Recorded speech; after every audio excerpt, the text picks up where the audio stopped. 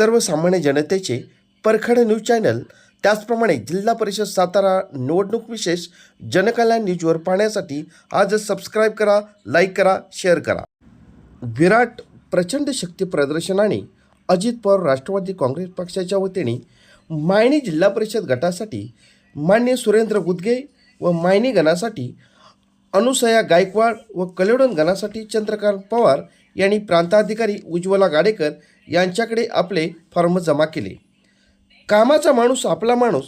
तसेच मायणी जिल्हा परिषद गटामध्ये मी केलेला विकास कामाच्या जोरावर निवडणूक निश्चितपणे जिंकणारच, हाच आत्मविश्वास कार्यकर्ते व जनतेच्या मनात असल्याचे सुरेंद्र गुदगे यांनी पत्रकारांशी बोलताना सांगितले. यावेळी सिद्धिविनायक गणेश मंदिर ते तहसील कार्यालयापर्यंत प्रचंड जनसमुदायासोबत रॅली काढण्यात आली. यावेळी पारंपरिक पद्धतीने वाद्य तसेच गावोगावचे सरपंच, उपसरपंच, सदस्य, चेअरमन, व्हाईस चेअरमन, संचालक त्याचप्रमाणे बचत गटातील सदस्य व कार्यकर्ते यांच्यासोबत उपस्थित होते. मायणी जिल्हा परिषद गटामध्ये मी 2007 साली पहिल्यांदा निवडून गेलो. अतिशय प्रतिकूल परिस्थिती होती. खटाव तालुक्याचे त्यावेळेचे आमदार मायनीमध्ये होते डॉक्टर एळगावकर, आणि दोन्ही पंचायत समिती गण आणि जिल्हा परिषदेचा सदस्यसुद्धा त्यांच्या विचाराचा होता. अशा प्रतिकूल परिस्थितीमध्ये 2007 साली मी निवडून गेलो. त्यावेळेपासून मी एक अजेंडा राबवला की लोकांना असं वाटायचं, नारळ फुटायला लागले की लोकांना वाटायचं की निवडणूक आहे, आणि त्यामुळं निवडणूक झाली की त्या नारळाकडे नेत्यांचा विसर पडायचा. त्यामुळे लोकांचा नारळावरचा विश्वास उडाला होता. मी सर्वप्रथम तो नारळावरचा विश्वास बसवण्यासाठी स्वतः एक आचारसंहिता केली. लोकांची मागणी घ्यायची, त्या मागणीच्या अनुसरून अंदाजपत्रक बनवायचं, त्या प्रमाणात तो निधी उपलब्ध करून घ्यायचा, आणि मग प्रशासकीय मान्यता मिळाल्यानंतर पोस्टानं कार्यकर्त्यांना तो आदेश माझा घरी पोचवतो. अशी ज्या वेळेला 550 पत्र गावात जातात त्यावेळेला कार्यकर्ते फोन करतात की दादा नारळ कधी फोडायचा, आणि म्हणून मी नारळ फोडलेलं काम हे प्रत्यक्षात उभं राहतं, हा विश्वास निर्माण करण्यात मला यश आलं. 2007 सालापासून मी हे करत आलोय. 2012 साली माझी पत्नी शोभना गुदगे ह्या जिल्हा परिषद सदस्य झाल्या, आणि 2017ला पुन्हा मी मायणी गटातनं जिल्हा परिषद सदस्य झालो. त्यामुळं दर 5 वर्षानं निवडणुकीला सामोरं जात असताना मी कार्यवृत्तांत प्रत्येक मतदाराला देत असतो, आणि त्यात अक्षरशः कोट्यवधी रुपयाची कामं असतात, भाषणात म्हणण्यासाठी नाही, आणि ते डिजिटल रूपात सुद्धा मी व्हिडिओ प्रसिद्ध केलेले आहेत. त्यामुळे कामाच्या माध्यमातून लोकांच्यात एक विश्वास निर्माण झाला आहे की आपला हा माणूस कामाचा माणूस आहे, आणि त्यामुळं एक उत्साह आहे की आपल्या भागातलं हे नेतृत्व, काम करणारं हे नेतृत्व हे जपलं पाहिजे, वाढवलं पाहिजे, अशा पद्धतीची लोकांची भावना असल्यामुळं स्वयंस्फूर्तीनं आजच्या उमेदवारी अर्ज भरायला लोक अतिशय उत्साहामध्ये आणि मोठ्या संख्येने आली, असं चित्र आज आपल्याला पाहायला मिळालेलं आहे. तालुक्यात खरं तर स्वर्गीय भाऊसाहेब गुदगे यांच्या संस्कारात मी वाढलोय, आणि त्यांच्याच विचारधारेवर मी काम करत आलो. त्यांची अभेद्य संघटना या तालुक्यामध्ये होती, आणि 20 वर्षे त्यांनी विधानसभेचं प्रतिनिधित्व केलं. त्या कार्यकर्त्यांना वाऱ्यावर सोडायचं नाही म्हणून माझ्यासारखा युवक इंजिनियर झाला असताना सुद्धा कुठला एखादा कारखाना न काढता लोकांची बांधिलकी स्वीकारून समाजकारणामध्ये कार्यरत राहिला, आणि त्यामुळं ती जी कनेक्टिव्हिटी आहे ती आज तागायत मी जपलेली आहे.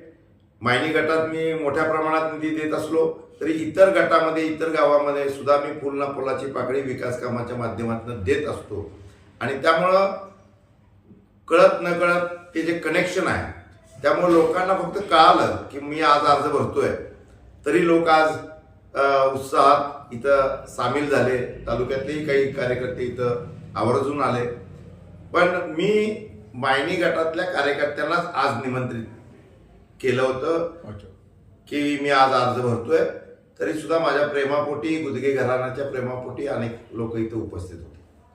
अच्छा, आता विरोधकाकडून तुम्हाला टार्गेट केलं जात आहे तुमच्या गटात, माहीत गटात, तर काय त्यांच्याविषयी 2 शब्द बोला.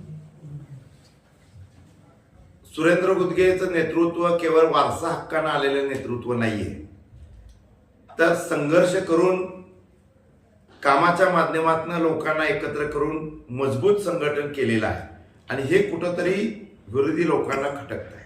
अच्छा. त्यांना विशेषतः विद्यमान लोकप्रतिनिधींना खटाव तालुक्यातली सगळी नेतृत्व संपवायची आहे. कारण आपल्याला आठवत असेल 2009 साली हा तालुका या तालुक्याचे विभाजन झाले आणि बुध खटाव भाग कोरेगाव विधानसभा मतदारसंघाला जोडला गेला. पुसेसावळी जिल्हा परिषद गट हा कराड उत्तरला जोडला गेला आणि या विभागातले खटाव तालुक्यातले उर्वरित 3 जिल्हा परिषद गट हे माणला जोडले गेले. माणचं मतदान मोठं आहे, त्यामुळं विद्यमान आमदारकी ही माणला गेली. त्यावेळेपासून खटाव तालुक्यावर सापत्नपणाची वागणूक खटाव तालुक्याला मिळत आहे. तुम्ही बघा, विकासाचा निधी आला जास्ती माणला, राहिला शिल्लक तर खटावला. उरमोडीचं पाणी असू द्यात, तारईचं पाणी असू द्यात, पाणी आपल्या शिवारातनं माणला पळतं.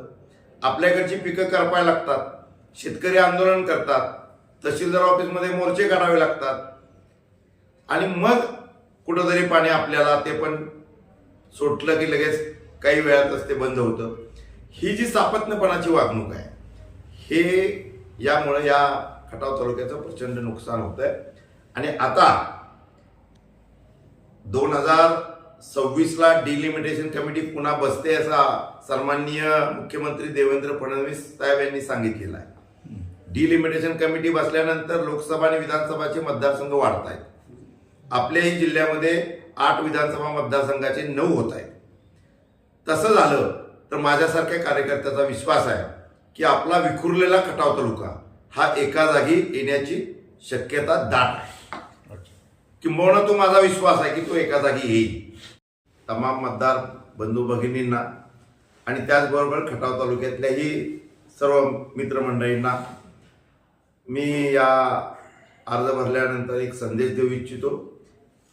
मी गेली 15 वर्ष, 4 वर्ष निवडणुका नव्हत्या तरी सुद्धा त्या 4 वर्षात सुद्धा मी जिल्हा परिषदेच्या आणि जिल्हा नियोजन मंडळाच्या माध्यमातून काम करत गेलो. त्यामुळे माझ्या कार्यकाळामध्ये आमदार आणि खासदारांच्या पेक्षा सुद्धा जिल्हा परिषद सदस्य जास्त काम करू शकतो हे मी माझ्या कामातनं दाखवले. ही अशा नेत्यांची नाही, कार्यकर्त्यांची आहे.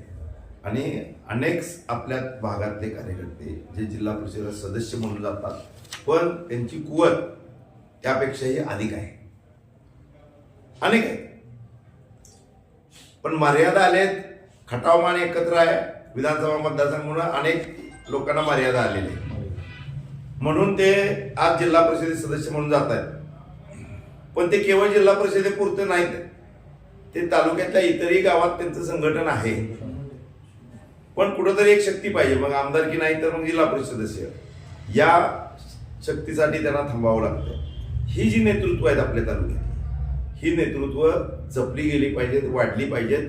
त्यासाठी पत्रकार बंधूंनी न्याय देण्याची भूमिका घेतली पाहिजे.